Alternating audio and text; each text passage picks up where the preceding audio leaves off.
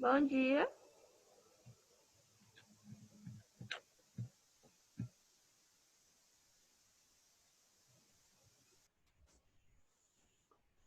Oi, gente. Bom dia. Vocês estão me ouvindo? Sim, bom dia. Bom dia, tudo bem? Agora que eu consegui habilitar Tudo a bom? câmera aqui. Toda vez que eu entro nesse computador, eu tenho que, tipo, configurar tudo de novo, inclusive o Zoom, porque ele não é configurado na conta do segundo período da faculdade, ele é configurado na minha conta. Aí toda vez que eu entro, ele pede para autorizar o microfone, para atualizar a câmera, para atualizar o programa, enfim, várias coisas. E aí, como é Bom que vocês dia, estão? Bom dia, Terezinha. Tudo bem com a senhora? tudo jóia, minha filha? Frio tá demais. Como é que é? Frio! Gente, tá muito frio, né? Assim, eu particularmente adoro, gosto demais de frio. Ah, não, detesto, eu sou muito frienta. Ah, mas é bom, gente. É bom demais, você Ai, não acha, não? eu acho assim, quando a gente sai, que a gente sai bem arrumadinho, bonitinho, mas pra ficar dentro de casa, pelo amor de Eu Deus. sou o contrário, eu gosto de sentir frio dentro de casa, né? Tipo assim, Ave Maria! ah, deixa eu desmentir as meninas. Se poder. Gente, não tem nada melhor na vida do que você poder cobrir, ficar debaixo das cobertas, né? O problema é que a gente não pode, né? Não significa que você tá em casa e que Você você. vai ficar abaixo de um cobertor a vida inteira, né? Pois é. Que aí normalmente tem que lavar vasilha, né, Terezinha? Tem que fazer um monte de Tem, coisa nossa na água senhora! fria. Ixi, Maria! Só O tomar banho. homem não, mas a mulher, nossa, é mão de O dar, homem água, também, uai. Tem também, não tem, Pedro? tem nada. Tem sim. Muito pouco. Que é isso? Vitor, vocês não ajudam a lavar em casa, não, Vitor? Ah, E professora? Ajudamos sim, claro, tem que Não ajudar. é? Tem que ajudar. O que é isso? você ajuda, Vitor? Tem cara não. Bom dia. Sandy, o que você acha disso tudo, Sandy? Ah, tem que ajudar. Eu boto meu namorado pra me ajudar. Não, e olha como é que, ó, só já polemizando, né? Sempre polemizando aqui, porque eu acho que é sempre válido polemizar. Mas olha como é que o machismo ele está interiorizado na gente, né? A gente já fala de ajudar, né? A gente fala assim, tipo assim, Peraí, olha aqui, professor, eu já sou o contrário. Eu já não é, gosto que meu marido me ajuda. é mesmo? Não, sabe por quê? Se eu, Hum, se eu coloco ele para lavar vasilha, ele ah, faz uma bagunça desgramada. tá vendo? É isso mesmo. Molha o chão todo, mora a parede, fica azulejo tudo repingado. Eu falei, não, peraí, some daqui. Vai sair de fininho. Mas assim, o que eu tô falando, né, Terezinha, no final das contas aqui, é porque a gente já tá tão interiorizado que isso é uma atividade da mulher, que a gente fala assim, ah, o meu marido me ajuda. Que mané me ajuda, né? É obrigação dele também. Mas a gente sempre fala, né, de ajudar, é uma coisa bem interiorizada mesmo, né? E a gente tem que pensar nisso, né? Nessas questões e Mas todas. quando eu tô assim, quando eu tô doente, não, aí ele ajuda direitinho, não tem reclamar dele nada, não. Mas quando eu tô boa, não quero que ele me ajude, não, que já fica o dia inteiro lá enchendo aquele, pessoal enchendo a cabeça dele. Eu falo, não, deixa eu mesmo dentro de casa. Como eu não tenho menininho para fazer bagunça, Já passou da fase, né? já passou, graças a Deus, só quando os netos tá aqui, mas só feras mesmo. É. Ô, gente, mas vamos lá então. Vamos dar continuidade aqui aos nossos estudos. Bora, que nós precisamos muito. Vocês fizeram aí o trabalho, né? Deixa eu abrir aqui as perguntinhas que eu mandei para vocês, né? Foram duas questões simples, não foram questões difíceis, né? Eu acredito que todo mundo que tem assistido aula entendeu qual que era o propósito da questão, né? Sim. Uhum. Porque é uma parte muito importante, é uma parte que a gente tem que interiorizar dentro do direito. Essa construção, essa mudança paradigmática, a gente passou aqui por vários momentos, né? Se a gente retomar nos nossos estudos, a gente falou, né, sobre Revolução Inglesa, sobre Revolução Francesa, sobre a independência dos Estados Unidos. Tudo isso para chegarmos ali no Estado de Direito Liberal, né? Depois, a gente fala um pouquinho aí das mudanças, aquele vídeo que a gente viu sobre, que eu passei, né, do Stalin, ele retoma um pouquinho o contexto pré-stalinista ali da União Soviética, né? Deixa eu só fechar esse WhatsApp aqui rapidinho. Pré-stalinista da União Soviética, mostra um pouquinho como que o Estado também vai mudar, né? Vai passar pela fase de Estado de Direito Social. A gente fala todo o contexto da Primeira Guerra Mundial para culminar no período entre guerras, que é o momento de fato em que o Estado de Direito Social ele ascende no mundo, né? E não só, lembrando, né, gente, não só na Alemanha, igual a gente sempre fala do nazismo e tudo, teve um período que a Alemanha foi Estado de Direito Social, né? A gente tem que lembrar desse momento que a Alemanha teve o presidencialismo, né? O presidente foi eleito, né? Tivemos eleições. Depois, a gente vê estados que deram certos, né? Inglaterra, França, o próprio Brasil, a gente pode falar que de um modo ou de outro a gente passou por uma formação de um Estado de Direito Social. E por fim, né? Quando a gente tem alguns países que deturpam a ideia de Estado de Direito Social, chega a regimes ditatoriais, né? Faz o que fazem e depois a gente tem o período da Segunda Guerra Mundial, em que há novamente uma mudança de paradigma, beleza? Eu acho que todo mundo tá se lembrando aí um pouquinho disso e vocês fizeram o trabalho. Então, como já é de costume, né? Agora a gente vai discutir um pouquinho aqui sobre o trabalho, eu quero ouvir de vocês, né? A primeira coisa, Sandy, antes de você falar, vocês gostaram de fazer? Vocês conseguiram, assim, similar o conteúdo que foi dado com essas duas perguntas? Sim. Né? Meninos, meninas, de uma maneira geral, me falem aí. Vocês acharam que foi válido para condensar, para sintetizar tudo aquilo que a gente estudou até agora? Para mim foi tranquilo, eu nem precisei usar site, nem busca na internet para responder. Que ótimo, né? Porque a ideia, alguns alunos até perguntaram, professora, pode passar de número de linhas e tal? Pode passar, mas a ideia era vocês serem capazes de sintetizar o conteúdo que vocês estudaram mesmo. Porque às vezes a gente vai olhando na internet, a gente quer colocar um monte de coisa, né? Nossa, para a resposta ficar completa, eu tenho que colocar isso, aquilo outro. Mas existe uma capacidade de síntese. Igual eu falei. Lógico que eu vou aceitar, né? Quem passar do número de linhas, obviamente. Mas a intenção era que vocês tivessem capacidade de síntese. Então, vamos lá. Sandy, vamos conversar primeiro da primeira questão? Vamos. Então, olha lá. Em nossas aulas, discutimos sobre 2 importantes modelos de Estado de Direito.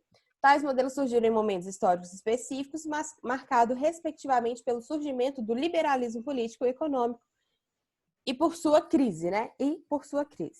Diante disso, disserte sobre esses 2 paradigmas. Então, contextualizando-os historicamente. Além disso, você deve explicar as principais características, deixando claras as razões do seu surgimento e relacionar ao surgimento dos estados, dos direitos fundamentais, né? Então, vai lá, Sandy, manda ver. Ai. Saúde. Amém. Então, o Estado de Direito Liberal ele surgiu no final do século XVIII, após a Revolução Francesa, né?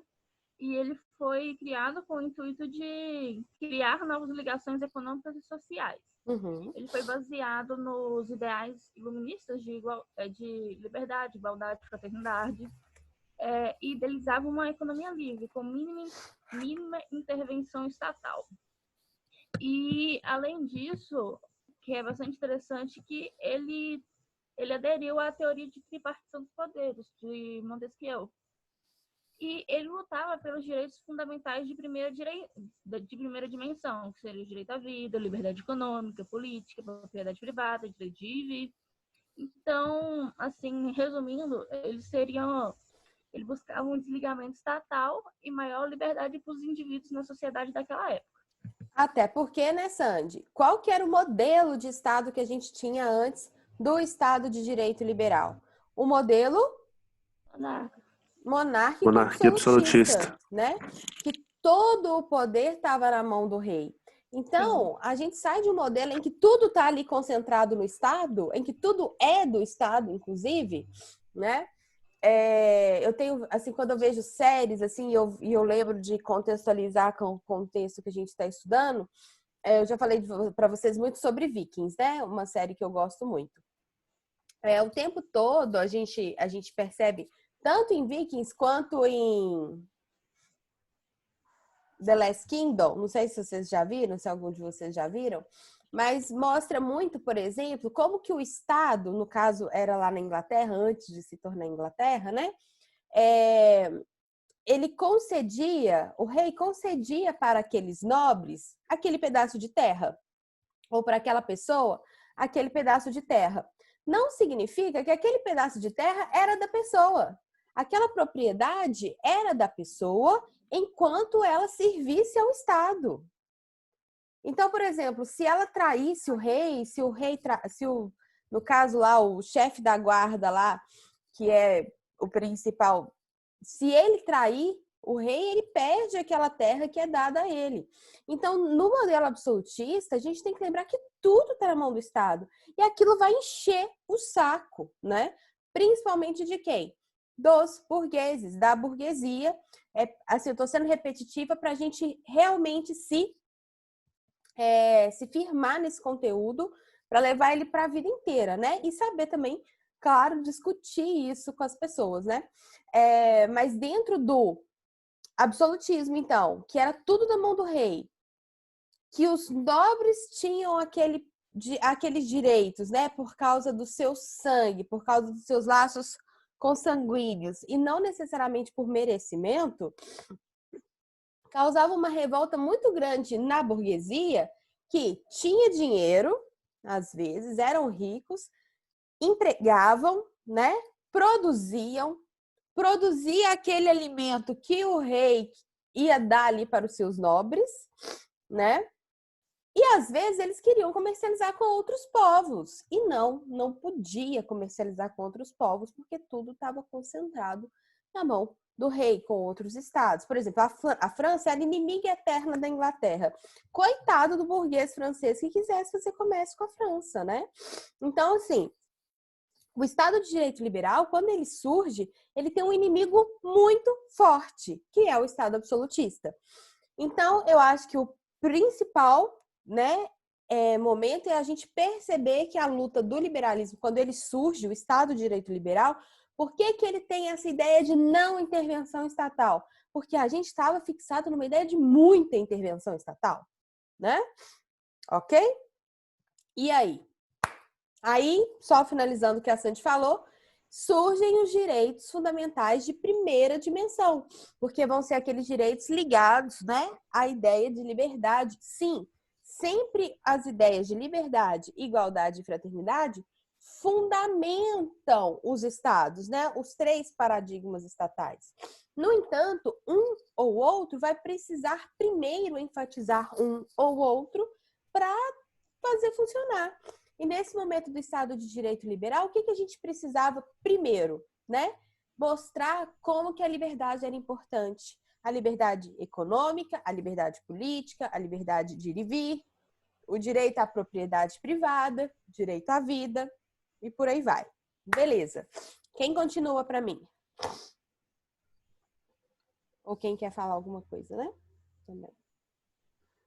Eu queria falar da crise, né, do liberalismo, Isso. que Perfeito. começou ali basicamente também com uma grande crise econômica, que muita gente acha que foi em 29, né, com a quebra da Bolsa, mas começou um pouco antes, em 1924, que teve uma taxa enorme de desemprego nos Estados Unidos, chegou a ser 25%, 20% no Reino Unido. Na verdade, pessoal, te interrompendo, dependendo do estado, né, que a gente estiver falando, já vai acontecendo até antes, né? Pode Sim. acontecer até antes. É claro que os principais estados, assim, eles se seguram na ideia do liberalismo muito firmemente e vai levando até onde não puder mais. Mas continua aí, pode dar continuidade. Beleza. E aí tinha essa crise econômica também, tinha a questão do liberalismo que abria meio que brechas para estados totalitários ainda conseguir dominar, tanto que esse que alavancou o avanço do Estado Social de Direito, né, que trouxe mais direitos fundamentais, e trouxe uma proteção maior com participação do Estado também, para resguardar esses direitos. Aham. E é isso, a Sandy Lembrando, introduziu praticamente o início todo.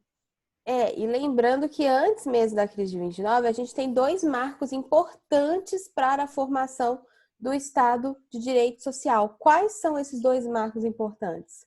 Quem sabe falar, gente? Gente. Ninguém. Tem dois marcos importantíssimos aí, que vão ser os documentos que vão marcar esse momento, essa evolução, digamos assim, ou essa mudança. Constituição de Weimar e aquela outra que eu esqueci o nome. A Constituição Constituição Mexicana. Mexicana. Muito bem, tá? Então, o Pedro falou que o Estado de Direito Social, ele vai entrar aqui com a crise de 29, ele vai ser marcado muito forte pela crise de 29, mas não vamos nos esquecer que antes disso, a gente já tem crise, Pedro, sabe? A gente tem, por exemplo, a própria Primeira Guerra Mundial, que vai trazer uma crise muito forte para a Alemanha. Antes mesmo da crise de 29 também ser forte para a Alemanha, eu falo assim que a Alemanha, eles são fodas mesmo, né? Eles passam por a Primeira Guerra Mundial, eles se recuperam. Vem a crise de 29, eles se recuperam. Vem o período nazista, fascista, né? O período nazista levando eles, assim, a perder também a Segunda Guerra Mundial e entrar novamente em uma outra guerra. Eles se recuperam, né? Isso em 45. Quer dizer, aí agora a gente tem, por exemplo, o coronavírus, eles se recuperam, né? Eles sempre vão e voltam na história. É interessante esse movimento, né? O que mostra também muito a força do povo também, uma força do Estado muito grande. E detalhe, né? E a Alemanha, ela se recupera muito bem, né, gente? Vamos combinar que, por exemplo, o Estado alemão hoje, você vê, eles conseguem garantir, né, saúde, eles conseguem garantir... tem, assim, eu não sei exatamente sobre direito alemão, mas eles dão, por exemplo, medicamento, né? Você não precisa de comprar o medicamento, você tem direito ao medicamento que você precisar. Mas parece desde que você tenha um filho apenas. Vocês já viram isso? Alguém já viu isso que eu tô falando? Eu não. Eu não sei, assim, exatamente, mas parece que, assim, se você tem um filho que tipo assim, como se fosse permitido, um filho, aí a Alemanha te ajuda com tudo. Você tem tudo, assim, medicamento, assistência à saúde, tudo. Se você tiver mais que um filho, você continua tendo direito à saúde gratuita e tudo, mas aí você já perde alguns benefícios. Porque isso é uma forma, né, de controlar aí a população também. Né? Eu acho interessante isso de alguma forma. Mas, beleza. Então, a gente não pode esquecer aqui que um dos grandes marcos para o Estado de Direito Social é as duas constituições, porque são nessas constituições que vem pela primeira vez a ideia de direitos sociais, né? Então, se a gente vai falar de direito de trabalho, é porque lá na Constituição Mexicana vai falar de direito de trabalho. Se a gente vai falar de direito à educação, saúde, outros direitos sociais, porque na própria Constituição de Weimar, que é 1919, né, pós Primeira Guerra Mundial, em que a Alemanha estava destruída, eles ainda assim pensam que garantir os direitos, né, para a sociedade ainda é o melhor caminho, né? Então, beleza. Então, vamos voltar à pergunta. Peraí, cadê meu celular? Voltando aí à segunda pergunta. Então, o Pedro falou, né, sobre as características e sobre o surgimento aí dos direitos fundamentais de segunda dimensão, beleza? Qual é uma das características aí do Estado de Direito Social? É retomar, de alguma forma, essa intervenção estatal. Vocês concordam comigo? Sim. Né? Então, é como se fosse o seguinte, olha, legal, eu entendo por que o liberalismo surgiu, a gente estava lutando contra aquele regime absolutista, beleza, mas aqui, galera, se a gente continuar com essa ideia de não intervenção estatal, o nosso Estado vai afundar, né? O que a gente... Pode falar, Sandy. Até porque foi nessa época que surgiu a exploração das fábricas com os proletariados, todo aquele contexto do filme do Charlie Chaplin. Beleza, mas não foi nessa época que surgiu, né, Sandy? A verdade é que o proletariado, o povão, ele é explorado desde sempre, né? Desde a monarquia absolutista, eles eram lá os servos, os escravos, explorado. No entanto, eu tinha o rei, né? E o povo era explorado aqui, embaixo. De repente, a burguesia fala, peraí, eu também quero os meus benefícios. Quando a burguesia, né, eclode, transformando um Estado monárquico absolutista em Estado de direito liberal, o que a gente tem? Em vez de ter um rei e o povão, agora a gente vai ter a burguesia e o povão. O povão continua sendo povão, né? No Estado de direito liberal. Mas existe um marco importante que vai permitir a mudança de pensamento do Estado de direito liberal para o Estado de direito social. Quem sabe me falar? Ideia de igualdade? Como que vai vir essa ideia de igualdade? A partir de quê? Professora, ela vai vir a partir do momento que eles percebem que não se deve ter mais uma igualdade formal, mas uma igualdade material, que é o quê? Você tratar a pessoa na medida da desigualdade dela. Isso, Edson, vai até existir com mais ênfase no Estado de Direito democrático, né? Mas vocês estão esquecendo de um detalhe importante. Como que eu vou pegar aquela burguesia que está ali representando o povo no poder, né, hegemonicamente? A gente tem só burguês lá nos parlamentos. Vai acontecer alguma coisa que vai heterogeneizar esses parlamentos, que é o quê?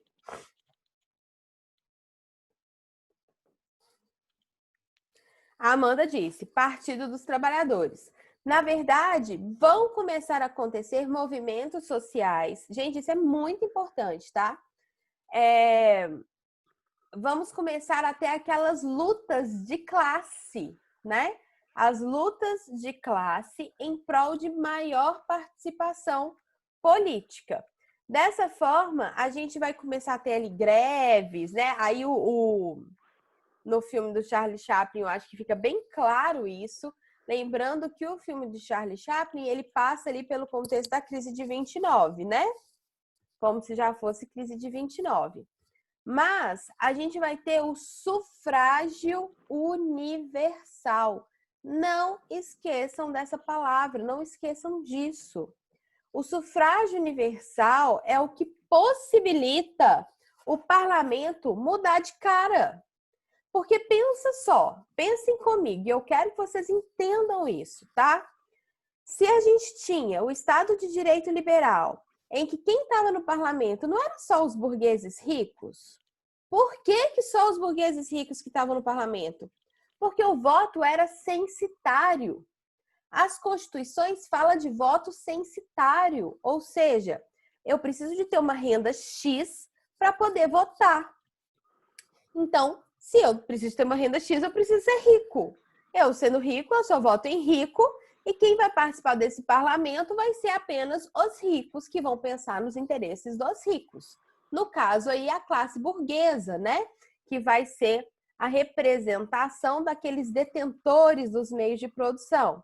Então, gente, direitos trabalhistas, capaz, eu quero explorar o meu trabalhador até a última lágrima dele, né? Enfim, o máximo que eu puder. E isso começa a gerar uma insatisfação muito grande também nas pessoas, no proletariado, né? Começam a surgir os movimentos operários, né? A criação de um partido dos trabalhadores, outros movimentos em que, com o preço da greve, né? Eles ameaçam a entrar em greve, eles começam a garantir direitos. E um dos direitos que eles vão garantir é o sufrágio universal, o direito de votar, o direito de participar politicamente. Quando acontece isso, gente, a gente tem um boom, a gente tem uma mudança muito grande no Estado. Vocês conseguem compreender isso? Por quê? De repente, né, eu vou ter aqueles trabalhadores votando em quem? Em empresários ricos? Em donos de meios de produção burgueses? Não. Eu vou ter o trabalhador, sabe aquele argumento que tinha, acho que era um partido PCO, não sei se é da época de vocês isso, mas tinha nas eleições políticas, falava assim, trabalhador vota em trabalhador, vote no PCO, que acho que era partido... nem sei, gente, o que era, mas assim, trabalhador vota em trabalhador. Por quê? Porque existe aquela expectativa de quê? De se você trabalhar em algum membro que... se você votar em algum membro que representa a sua classe, essa pessoa, quando ganhar, quando fazer parte do parlamento, vai começar a criar direitos para a classe. Não A é? partir da causa operária, professor. Partido da causa operária? É isso aí. Sim. Gente, era muito engraçado porque era um partido super simples e eles sempre lançavam candidatos para presidente. Eu nem sei se existe esse partido ainda, né? Acho que nem existe, talvez. Pode, sei lá. Deve existir como coligação, né? Do PT, alguma coisa assim. Mas era muito simples e eles lançavam o presidente, sabe? Aí aquele áudio super gravado dentro de uma sala. Sabe aqueles áudios bem caseiro? Fundos, né? Então era muito engraçado quando a gente realmente assistia propaganda política, né? Vocês já não pegaram muito isso, assim, de ficar assistindo propaganda política na televisão. Mas na minha época, né, que a gente só tinha televisão mesmo, não era tanto a internet, a gente assistia, né, propaganda política. Mas enfim. Mas tinha, professor. Acho que a última eleição que foi mais assim, via internet, mas eu lembro que em 2000 e quanto? 2014, ainda teve aquela onda de propaganda política. Muito forte, né? Também teve uma propaganda. Foi quando foi Dilma mesmo, né? Eu acho que a primeira vez que a Dilma foi eleita, também teve muita propaganda política. Assim, ainda teve, né? Também teve, não, ainda teve. Depois eu não sei por que foi diminuindo, né? Foi diminuindo por causa da internet mesmo. Mas, na verdade, é essas eleições que foram marcadas pela internet, não resta dúvida, né?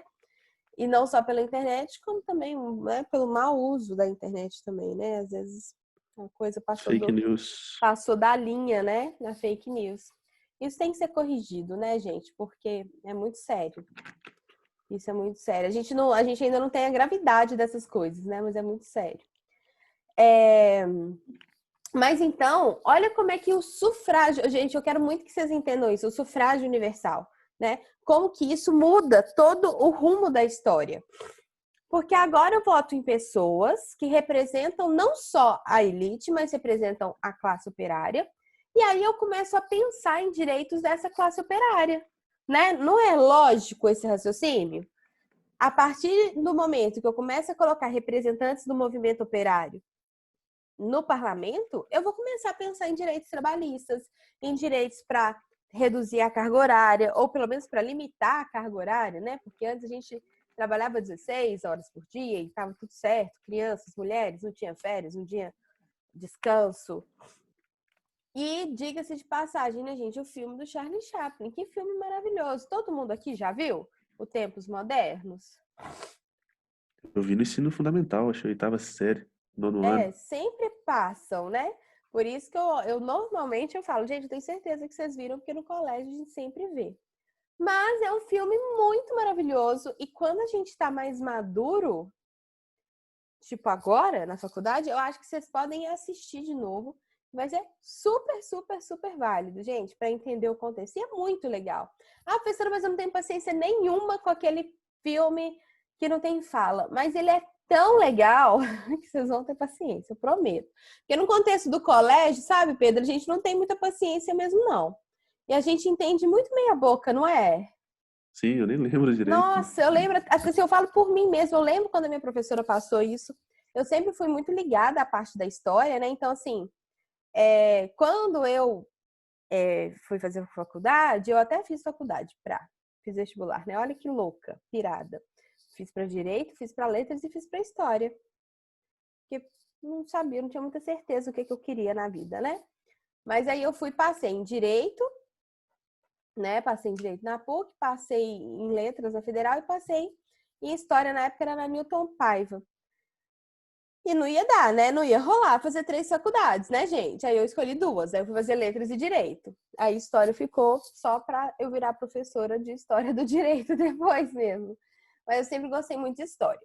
E aí, o mais interessante disso é a gente pensar como que o sufrágio universal foi uma das mudanças mais importantes no mundo. Quer dizer, vários movimentos, né?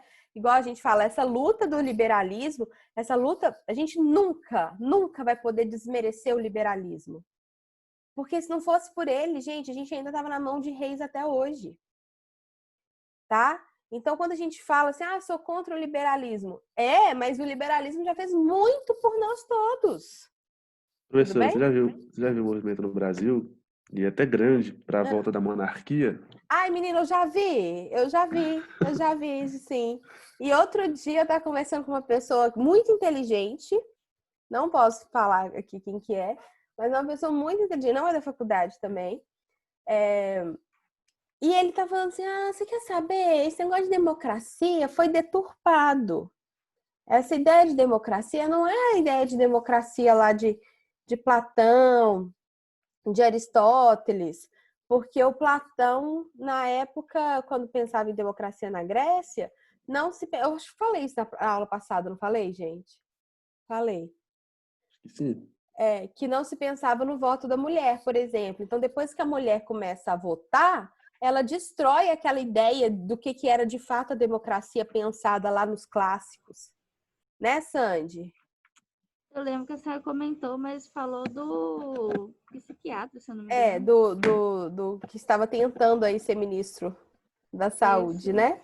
Mas várias pessoas propõem que, como a democracia não está nos mesmos moldes, né, do modelo pensado, que a democracia virou algo ruim para o Estado. Então, que o melhor Estado é a monarquia. E outro argumento que eu escuto sobre isso também, Pedro, é falando assim, porque a monarquia, como vai ter uma responsabilidade do rei, o rei, ele não vai ficar só por 4 anos, ele vai ficar, tipo, a vida inteira, e da vida inteira vai depois ser o filho dele, por aí vai, então ele vai se preocupar em fazer um Estado bom. Pelo amor de Deus. Eu fico tentando pensar qual que é a lógica disso, né? Mas tudo bem. Eu estava conversando com um colega também, e o argumento dele foi que a Noruega, que é um país de primeiro mundo, é uma monarquia. Por que o Brasil não pode ser? Tudo bem, Nós temos a Nova Zelândia, a Austrália como uma grande, Suécia. Por que não o Brasil? Tá na cara, né? Que o Brasil não tem a menor condição de ser monarquia, né? Para iniciar. Primeiro porque a gente tem uma questão cultural. Nesses países, eles nunca deixaram de ser monarquia. E a monarquia deu certo, né? A monarquia deu certo na Inglaterra. Vai falar que não deu certo, né? Todo mundo vislumbra a monarquia como uma pedra, né? Uma concretização ali de poder, principalmente o poder estatal em relação aos outros países, né? Você vê que a gente pensa na rainha da Inglaterra, todo mundo gosta da rainha da Inglaterra, né? Mesmo nós, não temos nada a ver, mas todo mundo gosta. Pode ser que, dependendo do próximo rei, isso acabe caindo, né? Pode ser que em países em troca de monarquia sempre se torna perigoso a monarquia se extinguir. Isso é um fato, né, na história. Toda vez que tem aquele momento de troca de monarquia, aquele estado ele fica vulnerável. Porque pode ser que o próprio povo queira a queda do monarca, né? E por aí vai. Então, são momentos delicados. Aí, por exemplo, eu não sei se é verdade ou se é mentira, né? Teorias da conspiração, mas eles falam que a rainha da Inglaterra, ela é super velhinha, né? Tem, sei lá, deve ter quase uns 100 anos já. Ela não morre porque ela não quer deixar o reinado para o filho príncipe Charles, né? Que é o próximo rei na fila sucessória. Então, que ela fica segurando o pé dela para não deixar ele ser rei. E ele já tem os seus 70 anos, então daqui a pouco, às vezes, ele nem vira rei mesmo, né? E aí o próximo é o príncipe William, né? Mas por que a gente tá falando disso, Pedro? Lembrei. Porque eu não quero que vocês se esqueçam que existem 3 razões aí importantes para o Estado de Direito Social, para a crise do liberalismo. E a crise do liberalismo, ela se dá principalmente pelo sufrágio universal. Vocês concordam comigo? Sim. Todo mundo está entendendo isso? Vitória, Emily, Isabela, Terezinha, Amanda, Nath. Então, olha só.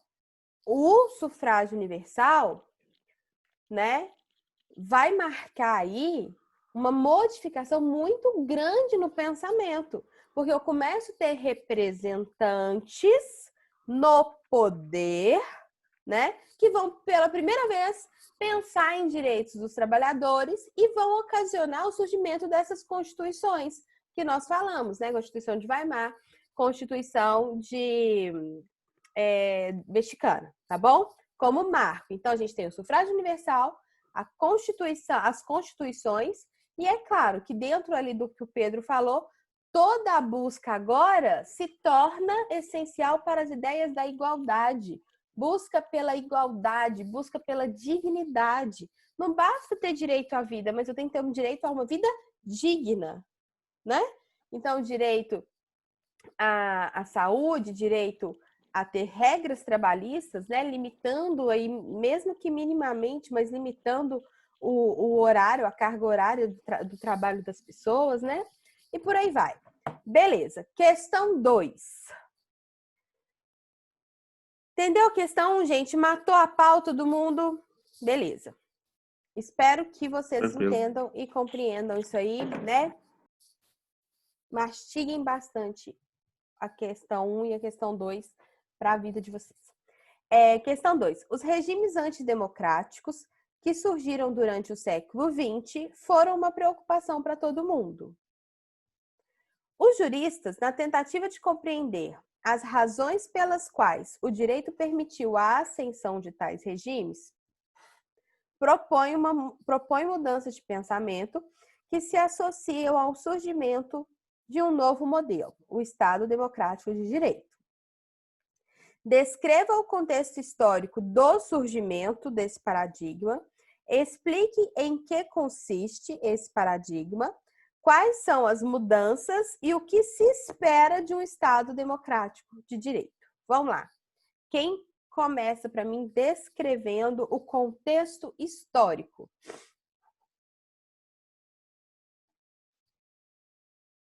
Meninos, meninas. Lembrando Deixar o povo falar, eu falo demais. Vocês estão sendo avaliados, gente. Tô deixando aí também. Tô na levada da Sandy. Tô esperando. Vocês terem pontinhos. Não é possível que vocês vão deixar isso passar, esses pontinhos, assim. Se de último ninguém me falar, eu falo. Vitor, fala aí, manda ver. Edson.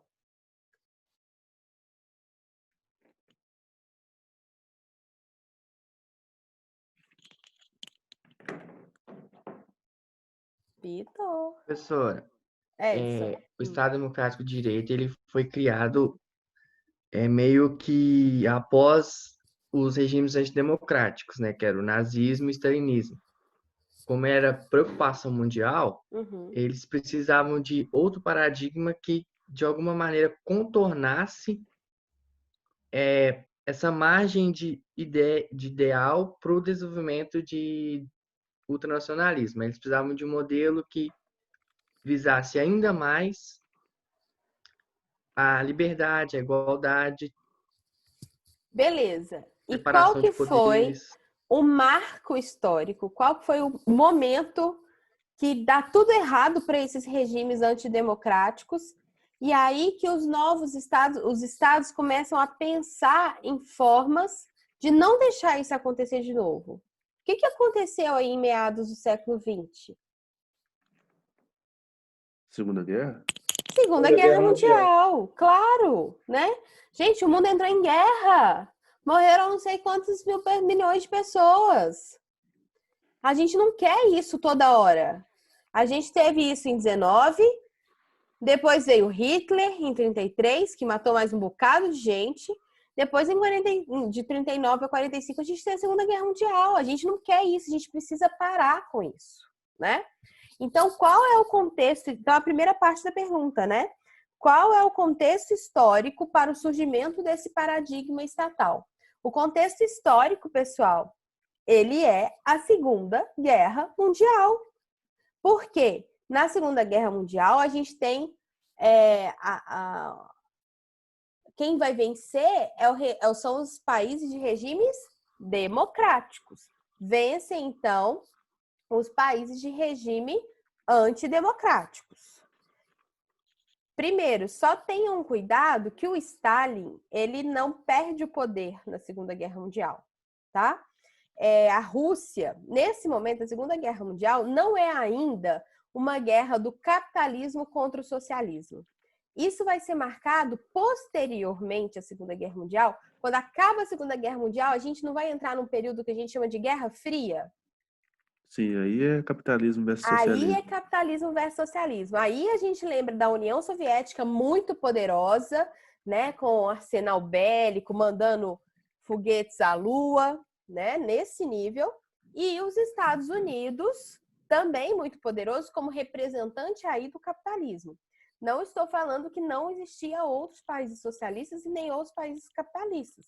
Falando aí como representação do poder, a gente tem Uma essa Guerra referência, né, Fria, uma professora? referência. E eles eram os mais poderosos mesmo, né? Até a questão da Lua, né? De quem mandava, quem chegava primeiro à Lua, gente, né? Olha que loucura, né? A guerra aí se motivou para ver uma das motivações era quem ia chegar na Lua primeiro, né? E os Estados Unidos chegou.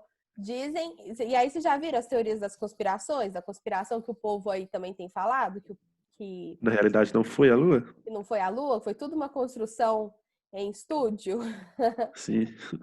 que era só para os Estados Unidos poder falar que eles venceram a União Soviética e tal, que eles chegaram à Lua primeiro.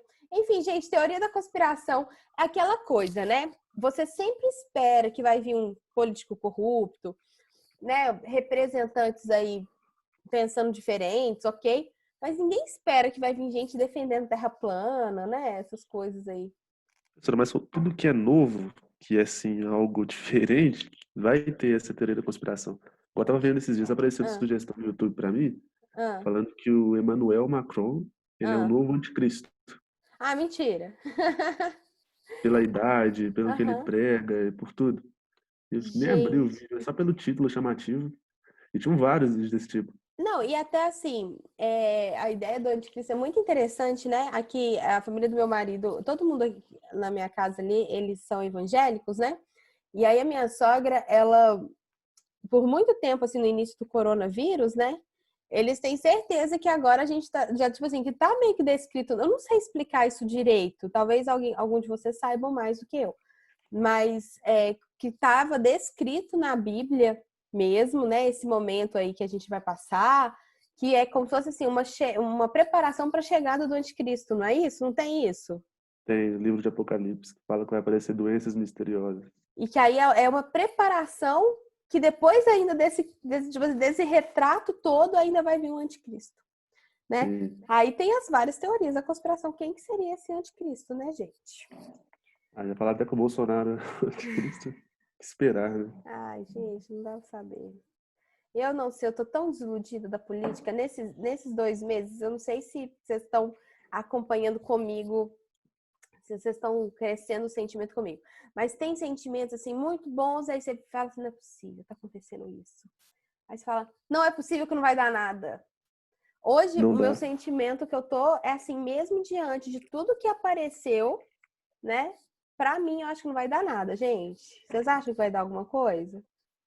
Já abafaram, já, né, Já professor? abafaram. O Moro foi abafado. Ô, gente, se o Moro, que tinha muito, assim, aceite, né, social, foi abafado, vocês imaginam a gente.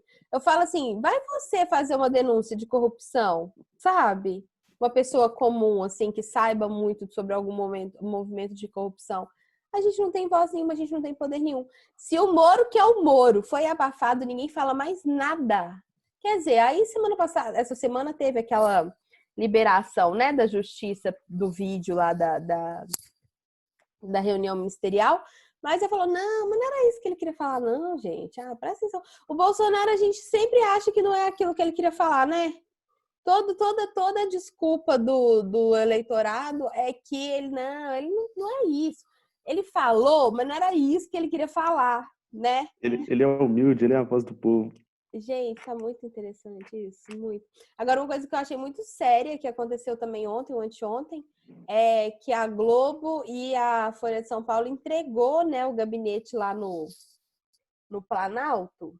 Eles não vão mais cobrir coisas do presidente, porque eles estão sendo ameaçados pelo povo que fica lá perto da Alvorada, lá, do Jardim da Alvorada, lá, né? Cercadinho. Agora, gente, isso é muito sério, né? Quando que fica povo fazendo esse tipo de manifestação, assim, sinceramente, né? Eu fui em Brasília 1000 vezes na minha vida e, assim, raramente tinha manifestação. Agora tá quase que uma coisa, assim, diária, né? O povo acampa lá e fica mesmo para dar apoio, né? Todo dia, né? Muito louco. Mas por que nós já estamos falando de Bolsonaro? Por que nós já estamos falando disso tudo? Por causa dos regimes Stalin. antidemocráticos. Isso, Stalin, né? Então, assim, eu acho que o Vitor, não, o Edson que falou. Edson, só se atente que quando a gente tem a Segunda Guerra Mundial, na verdade, por incrível que pareça,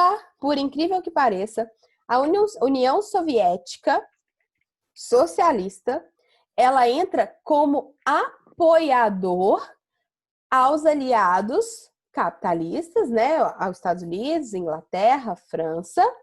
Por quê? Porque eles também estão sendo ameaçados pelo nazismo. Porque uma das guerras do nazismo não era caçar os comunistas? Então, a União Soviética ela vai falar, opa, eu também não quero saber desse tal de nazismo aqui nas minhas fronteiras, não.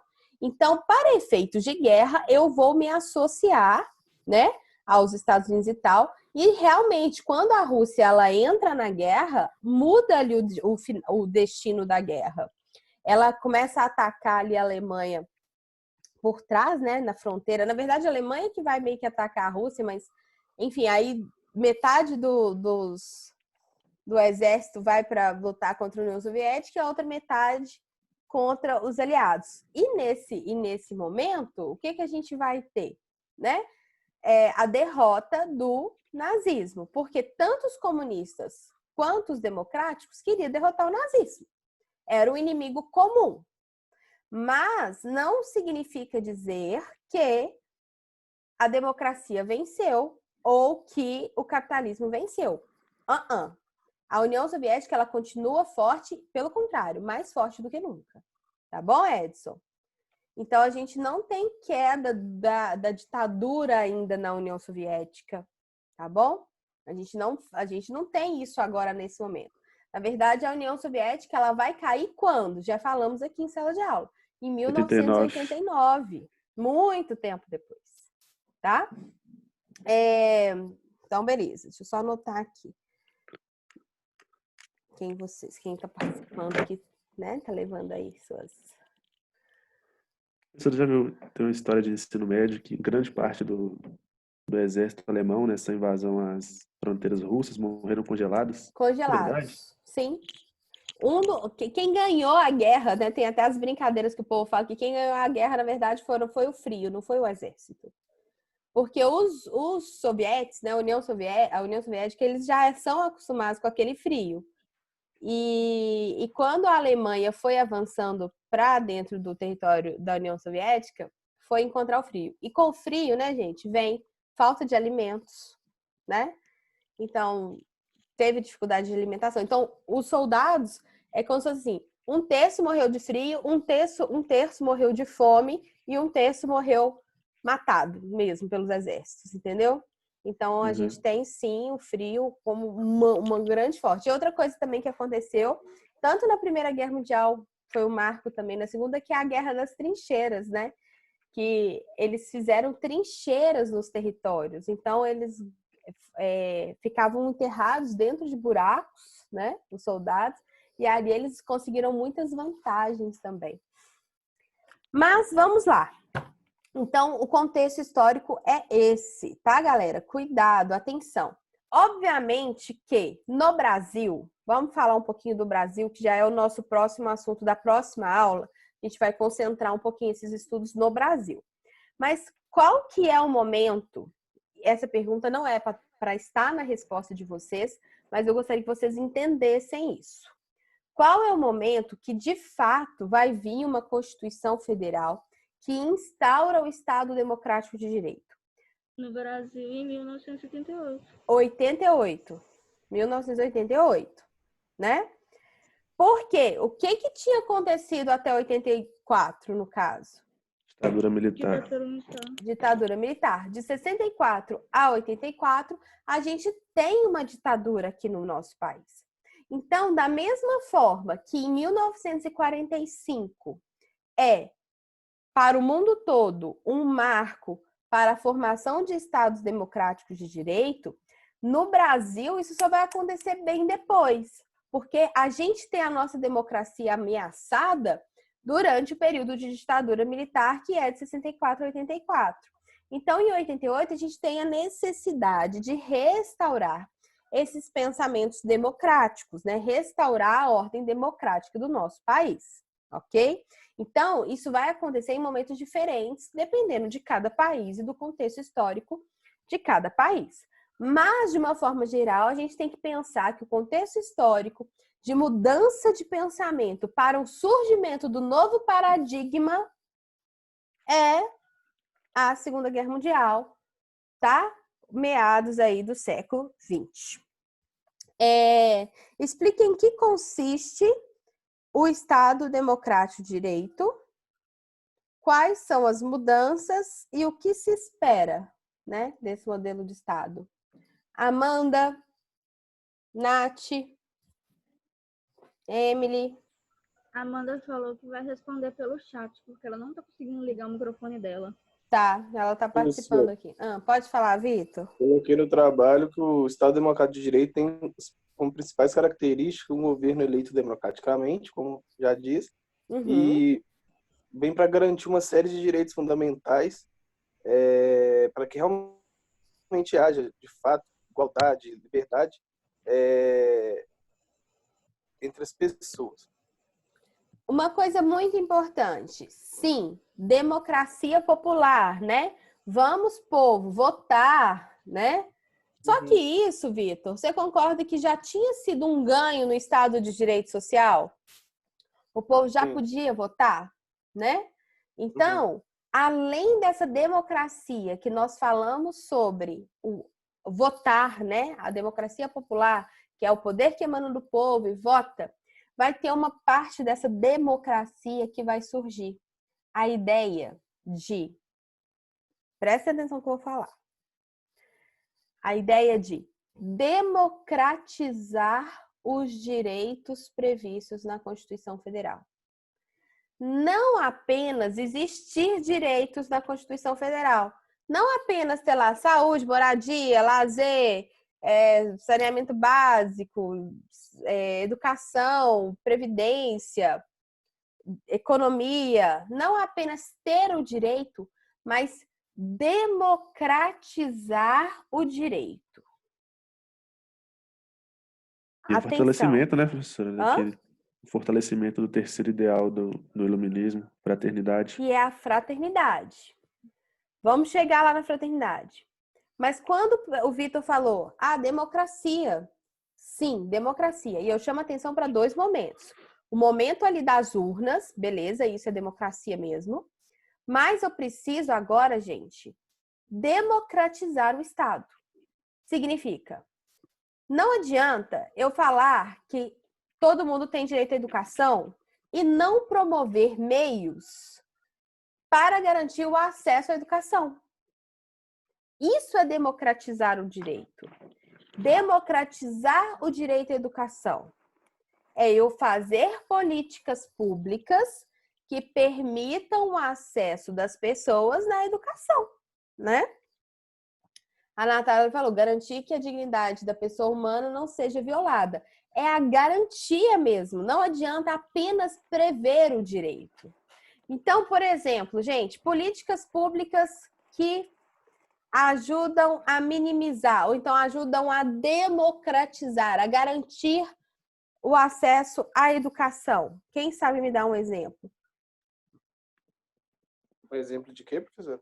De políticas públicas, de algum tipo de política pública, que democratiza o acesso à educação pública, por exemplo. Hoje no Brasil? Sim. As universidades federais. Yes. As universidades federais. O que, Vitor, que você falou? O FIES é um programa de financiamento que ajuda quem não tem condição. Maravilhoso, maravilhoso. Então, a gente tem o FIES. O que mais que a gente tem? ProUni. ProUni. O que mais que a gente tem? Nas universidades públicas. Vamos ver quem vai matar essa. Programa? Qual programa? Então, não sei se ainda a gente pode falar como programa, mas Natália falou. Ah. Natália falou o SISU. Tá, o SISU também, né? O próprio Enem, o SISU, ok. Mas tem mais. Uma coisa polêmica que eu quero falar aqui. Ah, sim, cota. Cotas, né? O que eu faço? Não adianta eu falar, gente, todo mundo tem direito à educação. Mas quem vai passar na Universidade Federal é quem, gente? Quem tem um acesso à educação avançada, Avançada, né? no ensino básico, né? Escolas particulares ou cursinhos, enfim. E geralmente são pessoas que têm dinheiro. Que poderiam pagar a faculdade particular. É invertido, né? Mas, então, por que existem as cotas? Ou por que deveria existir cotas? Para permitir o acesso às pessoas às universidades públicas. Eu preciso garantir que não seja somente os riquinhos de escola particular que entram nessas universidades públicas. E aí, professor, entra aquela discussão que eu acho a discussão mais burra que existe, que é sobre meritocracia. Nossa, gente, meritocracia. E aí eu vou propor para vocês assistir uns videozinhos, vocês já devem ter assistido, né? Mas assim, agora para a gente refletir um pouco sobre isso, tá? Tem um vídeo que é uma corrida. Deixa eu achar, que às vezes eu até passo aqui para vocês de uma vez. Já vi, que ele faz umas perguntas e quem poder responder vai avançando. Vai avançando. Dá um passo para frente, né? Não precisa preocupar com contas, né? Não precisa, tem os pais em casa. Nasceu branco. Isso. Né? Nasceu branco, um passo à frente. Nasceu homem, um passo à frente.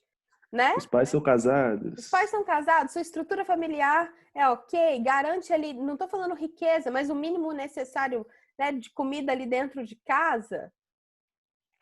Porque a gente tem que lembrar, as pessoas às vezes não tem nem... Gente, a gente não tem nenhuma alimentação saudável para as crianças.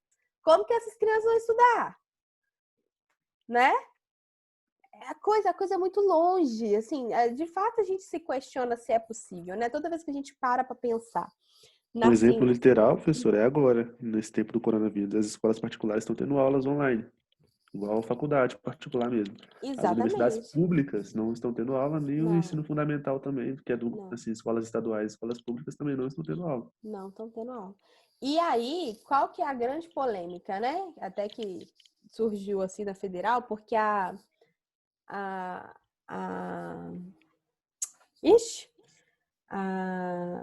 reitora da UFMG, ela fez uma declaração falando assim que as aulas só vão voltar à normalidade depois que tiver a vacina do coronavírus.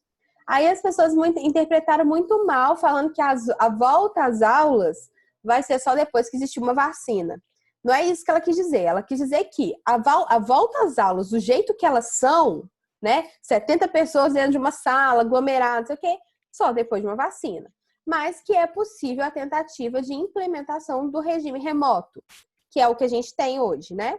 Regime remoto é diferente de EAD, tá, gente? Só para vocês saberem. O regime remoto é isso que a gente tem aqui. É o professor, os alunos em interação.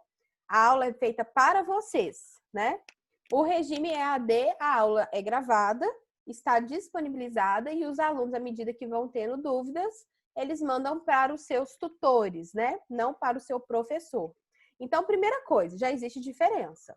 O regime remoto, que é isso que as faculdades particulares estão promovendo e as escolas particulares, é o tete-a-tete com o professor, como se Infelizmente, a gente não está em sala de aula, mas como se a gente estivesse, né? De alguma forma ou de outra, a gente consegue garantir isso. No entanto, como, pessoal, que eu vou promover ensino remoto em universidades públicas e em educação pública? As pessoas, como que eu vou obrigar essas pessoas a terem acesso a computadores, acesso a planos de internet, né? Como que eu obrigo essas pessoas a ter isso? Como que a pessoa que está lá na favela, na comunidade, eu vou obrigar a pessoa a ter acesso à internet para dar aula remota? Não tem jeito, gente, né? E aí, olha que disparate social. Aquela questão polêmica do Enem. Sim. Né? Se ia adiar ou se não ia adiar. Gente, como que eu mantenho o Enem cobrando o mesmo conteúdo de sempre, sendo que as pessoas simplesmente não tiveram e a gente nem sabe quando que vai voltar às aulas? Ah, o menino dos cursinhos estão lá estudando firmemente, ó, pegando firme. E os meninos das escolas públicas que nem o conteúdo eles vão ter, né? Então, realmente o exemplo prático que o Pedro deu do coronavírus é muito claro isso. Como que ainda, olha o que eu vou falar, como que ainda nós não democratizamos os direitos previstos na Constituição Federal.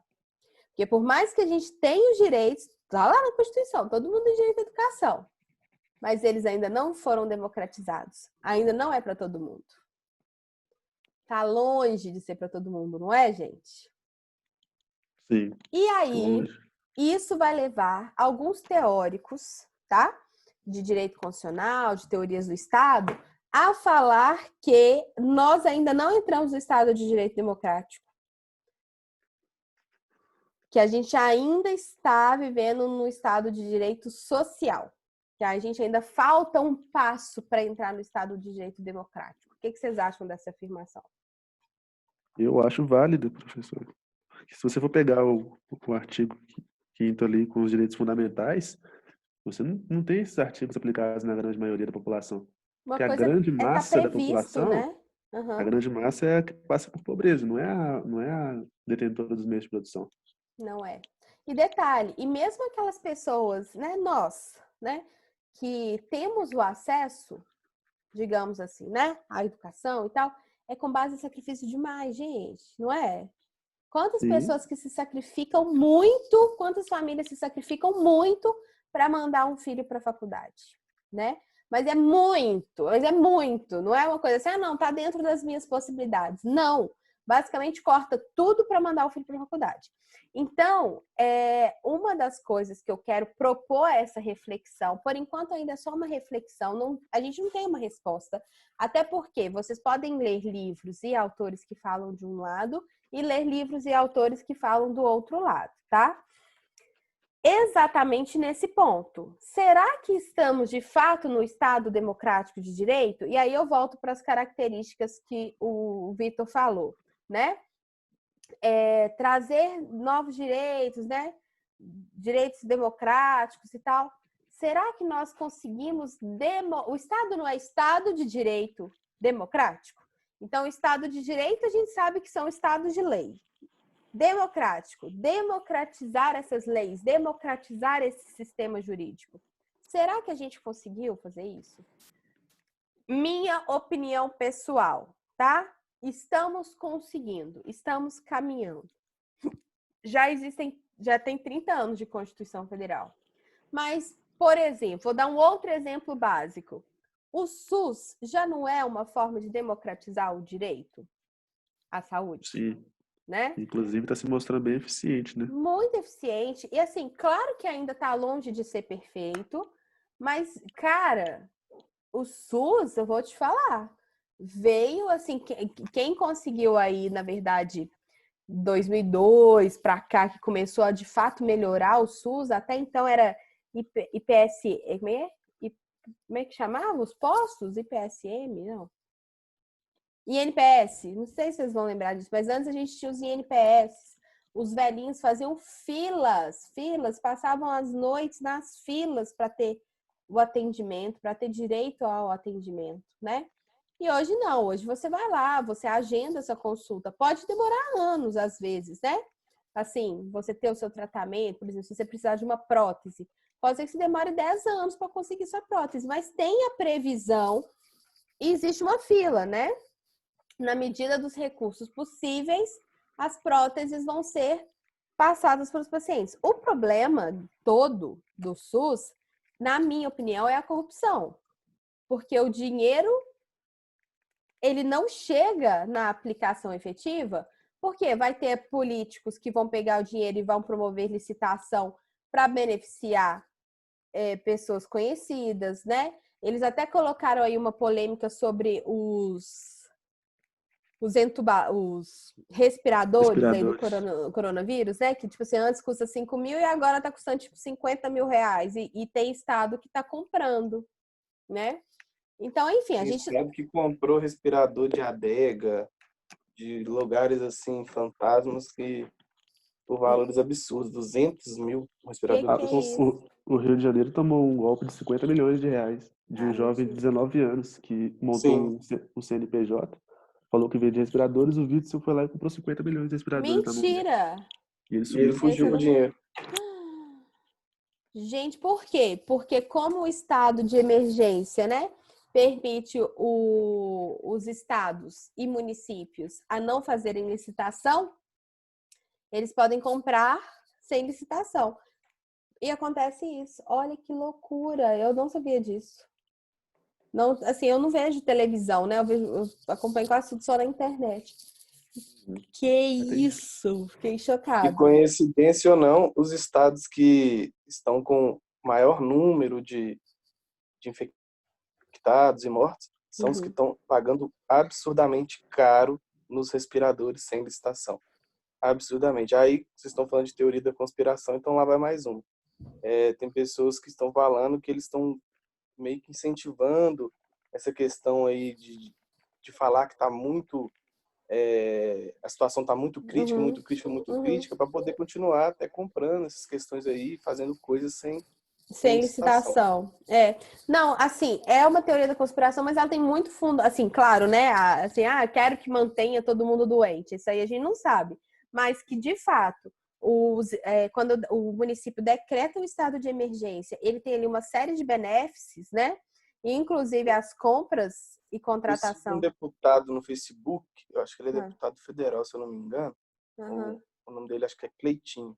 Ele fez alguns vídeos e, segundo ele, tinha muitos prefeitos de Minas Gerais querendo decretar, acho que é estado de calamidade, salvo engano, para poder ter essa liberdade de comprar sem licitação e, entre outros benefícios, como a senhora disse. E às vezes o município nem tem caso de coronavírus. Ele falou assim que tem município que, tipo, tem 2 casos, não tem nenhuma morte, e o cara tá querendo decretar estado de calamidade. Mas você sabe o motivo, né? Eleições em outubro, então, dinheiro de campanha, óbvio. Ai, gente. Que vai acontecer esse tipo de coisa. Ai, meu Nada no Brasil consegue funcionar de maneira limpa. Gente, vocês não ficam arrasados? Não, eu fico arrasada com essas coisas. Eu fico assim, dói no fundo do meu coração. De verdade. Porque eu falo assim, não é possível que a coisa não vai melhorar nunca, sabe? Tem 30 anos que eu quero, assim, desde que eu me entendo por gente, né? Que eu fico vislumbrando não, vai melhorar, e só piora, né? Quando você acha que não tem mais para onde piorar, né? Vem uma notícia, alguma coisa pior. Enfim, né, pessoal? Dá vontade de pegar minha malinha e ir embora para Marte. Para Marte, né? Porque eu nem sei se a solução tá em outros países, né? Mas, assim, eu fico muito pensando em países desse tipo Noruega, sabe? Hoje, se eu pudesse me mudar, sei lá, eu tentaria ir para esses países, tipo Noruega, Suécia, Dinamarca. Eu acho que ainda, não sei, mas eu acho que o senso, assim, eu não sei, é um pouco mais social no sentido de pensar mais no próximo. Por mais que são estados ricos, igual a gente tá falando, né, Pedro? É até monárquico, mas você vê uma igualdade social maior. Também são estados pequenos, né? A gente não consegue comparar um estado do tamanho da Suécia com o tamanho do Brasil, mas mesmo assim, enfim. São Paulo, né? Mas mesmo assim, você pega São Paulo, assim, hoje, questão de isolamento social, totalmente. Feriadão que fizeram lá, que acabou que não deu em nada. O feriado de 6 dias virou, foi férias pro pessoal. O Indo povo pra foi para praia. Guarujá, foi para praia, né? Eu acho que complicado. Mas aí, pessoal, então eu já pedi para vocês verem o documentário Cico. Não lembro. Eu não pedi, e eu vou pedir para vocês o próximo trabalhozinho, a gente vai fazer sobre o Cico, dentro aí do Estado de Direito, do Estado Democrático de Direito. Vou passar aqui para vocês verem, aqui ó, Cico, tá? É um documentário do Michael Moore. E nas minhas pesquisas sobre Estado Democrático de Direito, eu vi que vai ter uma atuação muito mais forte do Poder Judiciário.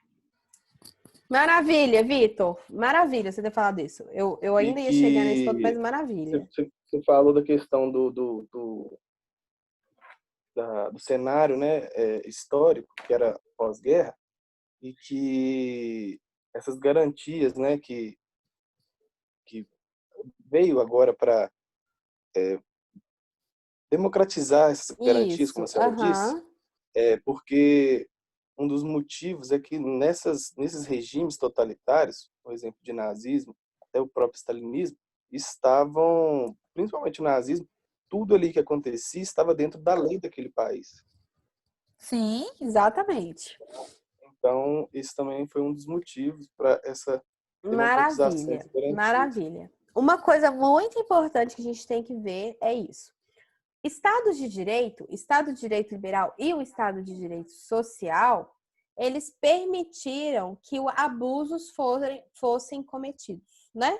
Que do nada um cara doido assumisse aí o governo por meios lícitos, por meios legais e até mesmo por meios constitucionais e fizesse as atrocidades que fizeram, né? Um dos cuidados que o Estado de Direito Democrático vem é, de fato, de defender a tão almejada democracia e proibir que interpretações erradas fossem feitas a partir das leis que foram criadas. Só te interrompo, porque você fez eu lembrar de um negócio, de uma matéria do Fábio, canal aí da faculdade. É constitucional, tem uma parte da Constituição, que tem uma parte da Constituição brasileira que fala erradicar a pobreza. E para nisso. Só que eu até brinquei com ele durante a aula que erradicar a pobreza pode ser interpretada de várias formas. Se você pegar um Hitler da vida e matar todos os pobres, você erradicou a pobreza. Isso. Entendeu? Então veio contra esse tipo de interpretação assim, maluca. Exato, Pedro. E aí para algum doido assumir o poder, né, igual o Hitler assumiu, e falar, beleza, vamos erradicar a pobreza, vamos tacar uma bomba ali? Pode acontecer, não pode? Vamos acabar com a favela, vamos, Exato. Gente, e a gente tá falando brincando, mas quantas pessoas que já falaram brincando isso com vocês? Ah, vamos tacar uma bomba ali, resolve tudo. Eu já ouvi isso. Eu já ouvi também questão de, por exemplo, o Rio de Janeiro, que é um estado caótico, de isolar ele do Brasil. Fechar todas as fronteiras, isolar ele. Deixa eles se explodirem lá por eles mesmos, né? Exatamente. Olha que horror. Assim, tem um aluno que era do primeiro período que falava que tinha que soltar uma bomba no Rio de Janeiro para acabar com tudo. Pois é. Então a gente tá falando assim, criticando, brincando, mas existem de fato pessoas que pensam dessa forma, né? E isso é uma coisa muito problemática se a gente analisar. Aí, pessoal, o que vem? Vem o papel que o Vitor falou do Poder Judiciário. Agora, o Poder Judiciário ele ganha uma ênfase maior. É possível a gente perceber isso na nossa Constituição de 88, assim como nas constituições pós-1945, nas emendas constitucionais, que é justamente dando ao Poder Judiciário a interpretação, o poder de interpretar e um poder de garantir que as leis que existem sejam interpretadas conforme os ideais, os valores constitucionais. O que eu estou querendo dizer, né?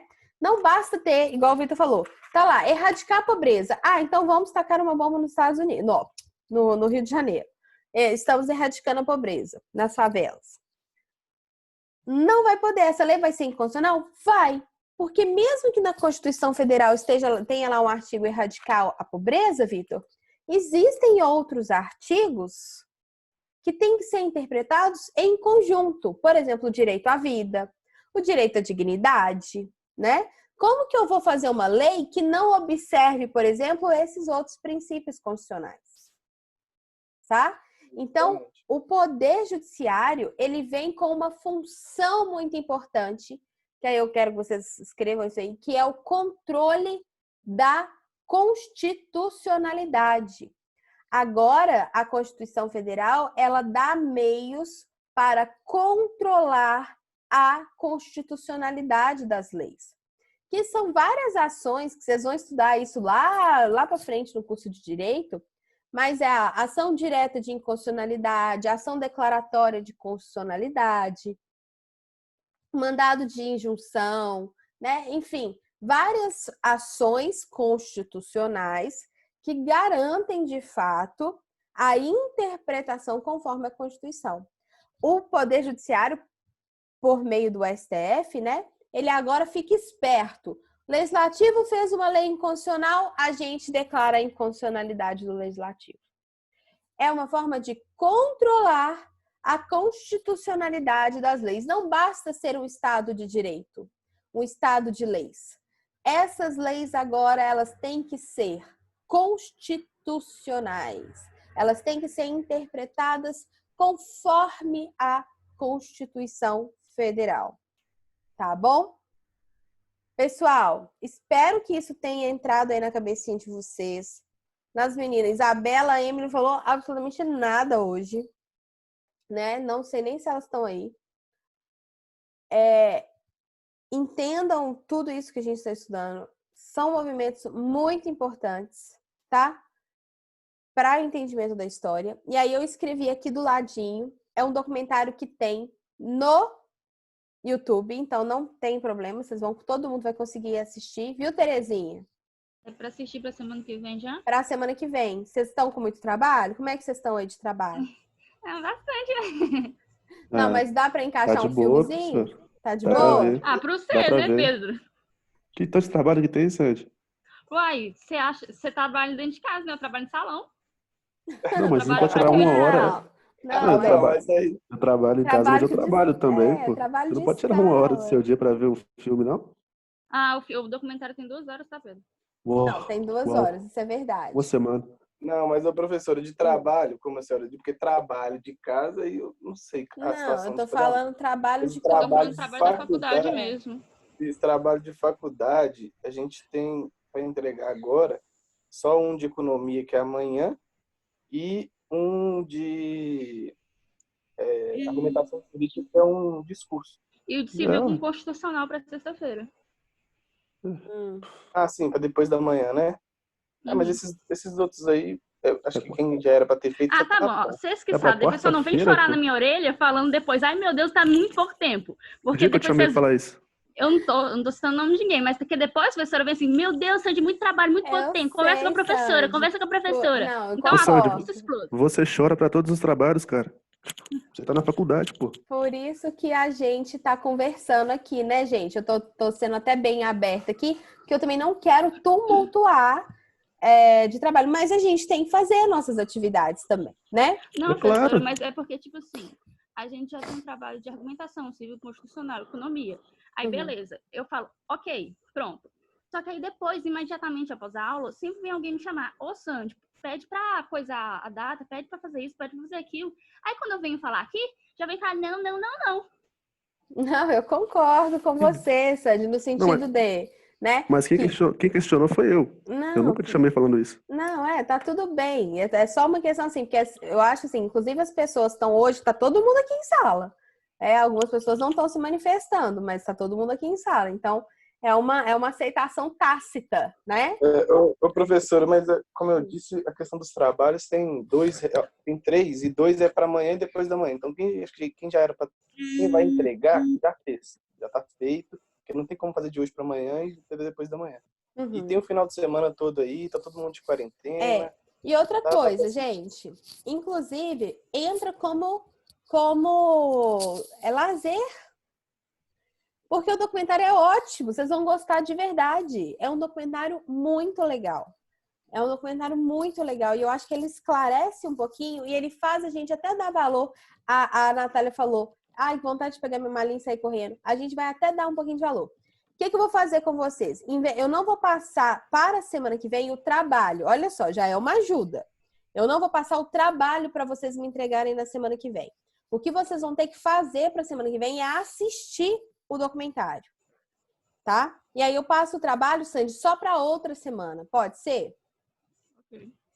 Fica bom, né? Porque aí vocês vão ter, na verdade, 2 semanas para fazer o trabalho. Uma semana a gente discute o filme e na outra semana vocês fazem a parte do trabalho, as perguntas, tá bom?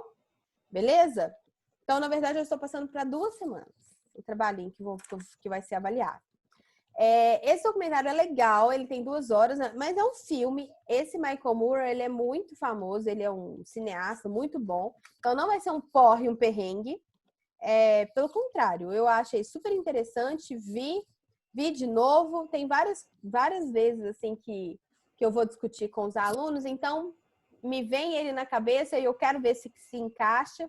Então eu gostaria que vocês assistissem. É um documentário que vai falar... O trabalho vai ser sobre o documentário? Sobre o documentário. Algumas perguntinhas. Eu posso passar já as perguntinhas.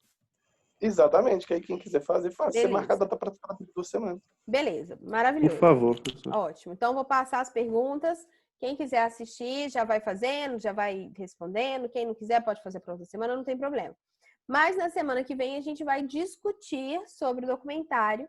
E como eu falei, né? Todas as participações de vocês aqui estão sendo pontuadas. Eu estou o tempo todo chamando vocês para participar. Não adianta vocês ligarem o computador e ficar aqui online. Não adianta. Se eu perceber que vocês não estão participando, vocês não estão participando. Que já é um combinado que a gente está tendo, né? E está funcionando. Eu estou adorando, na verdade. Então, toda vez que vocês se manifestam de alguma forma, mesmo que seja, às vezes, né, numa escrita, no chat, eu percebo que vocês estão aqui participando. Agora, né, já chamei aqui Isabela, a Emily, nem manifestação não tem. Então, para mim, é como se não tivesse aula, né? Podem até estar aqui, mas tem que manifestar. E o combinado é fazer o trabalho e trazer isso para a sala de aula. E eu acho que vocês já entenderam sobre isso. Então, tá tudo bem. Tem pessoas aqui que estão brilhando na manifestação dos trabalhos. Que bom que vocês estão compreendendo. Mesmo os que são mais caladinhos, só da Nath, às vezes, mandar um tinino, né, que entendi, já é uma coisa positiva. A Amanda também fala ali. Por quê? Porque eu preciso de saber se vocês estão entendendo, gente. É uma matéria difícil, igual a gente falou. Por sorte, né, ou por azar, a gente não está tendo provas, assim, né? Mas é uma matéria densa, que se tivesse prova, estava todo mundo desesperado estudando. Então, não vamos ter o desespero, mas vamos pegar o momento para aprender, né? A proposta dos trabalhos é o momento de aquisição de conteúdo, não é só para entregar para a professora, né? Então, estar aqui em sala de aula, ouvir o que a gente está discutindo, toda essa problemática é importante para o nosso curso. Mas legal, pessoal. Quem participou, vocês estão de parabéns. Tem estado de parabéns. Eu tenho estado muito satisfeita com a participação de vocês, né? E eu gostaria demais em relação aos que não estão participando tanto. Não adianta só ligar o computador e voltar a dormir, tá? Mas beleza, gente. Beleza, professora. Fica assim, vou mandar pelo WhatsApp as perguntas. Mandei aí o documentário. É legal, vocês vão gostar, tá, Sandy? Pode assistir assim com gosto que vocês vão gostar, eu prometo. Tá bom? Então, um beijo pra vocês. Tchau, tchau. Com Deus. Tchau. Tchau.